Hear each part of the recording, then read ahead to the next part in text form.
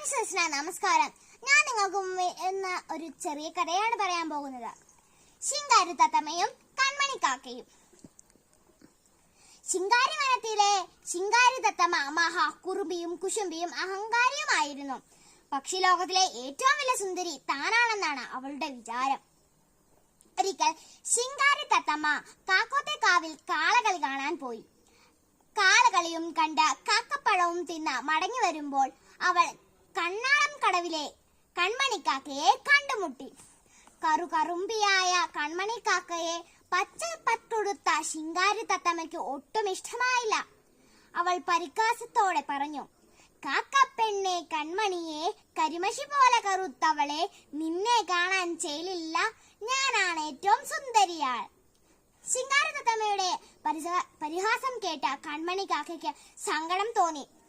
അവൾ പറഞ്ഞു, എന്റെ പൊന്നു ശിങ്കാരി ചേച്ചി, എന്നെ എന്തിനാണ് ഇങ്ങനെ ആക്ഷേപിക്കുന്നത്? എന്നെ കൊണ്ട് കഴിയുന്ന സഹായം ഞാൻ എല്ലാവർക്കും ചെയ്യുന്നുണ്ടല്ലോ. ശിങ്കാരി തത്തമ്മയുടെയും കൺമണിക്കാക്കയുടെയും സംസാരം കേട്ട് കാട്ടിലെ സമാധാനക്കാരിയായ ശാന്തിനി പ്രാവ അതുവഴി പറന്നു വന്നു.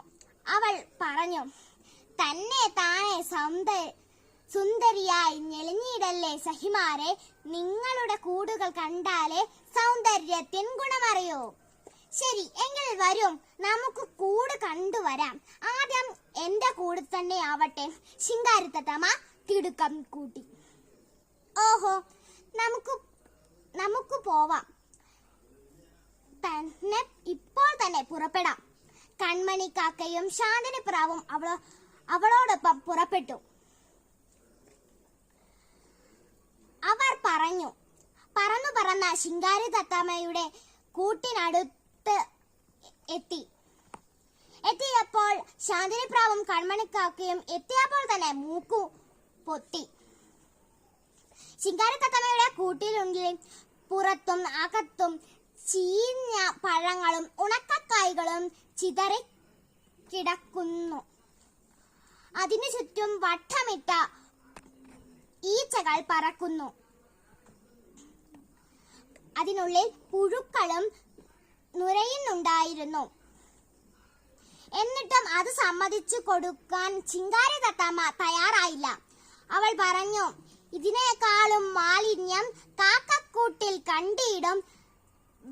വെറുതെ എന്നെ കളിയാക്കാൻ ചെങ്ങാതികളെ നോക്കേണ്ട. എങ്കിൽ വാ, നമുക്കങ്ങോട്ട് പോകാം.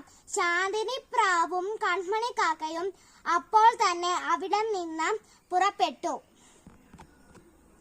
അധികം വൈകാതെ ശാന്തിനി പ്രാവും അവരെല്ലാരും അവിടെ കൺമണിക്കാക്കയുടെ കൂട്ടിൽ ചെന്നു.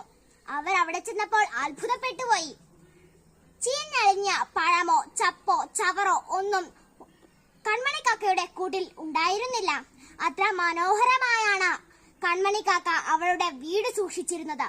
ശാന്തിനി പ്രാവ് ഉപദേശ രൂപത്തിൽ ശിങ്കാരി തത്തമ്മയോട് പറഞ്ഞു, പുറത്തു കാണുന്നതല്ലോ ശരിയായുള്ള ഒരു സൗന്ദര്യം, നല്ല പ്രവൃത്തികൾ ചെയ്യുമ്പോൾ തെളിഞ്ഞിടും നമ്മുടെ സൗന്ദര്യം.